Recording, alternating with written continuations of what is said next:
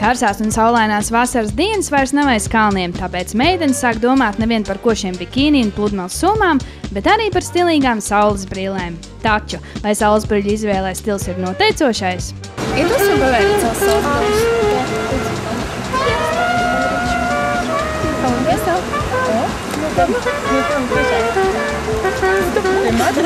Kā izskatās? Īstenībā ar šitām ir daudz labāk, jā, daudz labāk. Trīs meitenes, Agnes, Patricija, Anta un Vivita, devās noskaidrot, kuras brilles vislabāk pasargās acis no ultravioletējiem stariem – tirgu apģērbu veikalā vai optikā pirktās. Labdien! Mēs iznācām vēlreiz noskaidrot, kādu kvalitāti no brillēm mēs vispār aizsargā un redzi.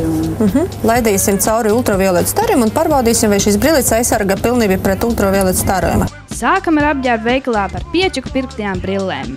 Tagad šīs brilles aizsargā pret 100% aizsardzība, ja? Viņas ir kvalitatīvas tāda ziņa, ka jūs droši viņas varat valkāt. 5 lati un 100% aizsardzība. Un kā būs ar brillēm par 70 latiem? Skatieties, un tagad arī redzēsim, cik būs daudz. Arī šitām brillēm ir 100% aizsardzība. Abos veikalos iegādātās saules brilles droši varam nēsāt. Atšķirība vien cenā. Jā, tagad arī pārbaudīsim. Šitām ir 70% aizsardzība, tā kā nav pilnīgi 100%, tā kā šīs brillītes nebūtu droši valkāt. Arī gan krāsas dēļ viņas nav vislabākas, nevar ilgi valkāt tādas brilles, gan arī, ka viņi nepasargā pret ultravioletu staram. Tā kā šīs brilles nebūtu droši un veselīgi valkāt jums. Lai gan Latvija nav nekāda siltā zeme, vasarā bez saules brillēm neiztikt. Acis jāsargā. Zane Bērziņa, Renārs Muskars, Tautas balss.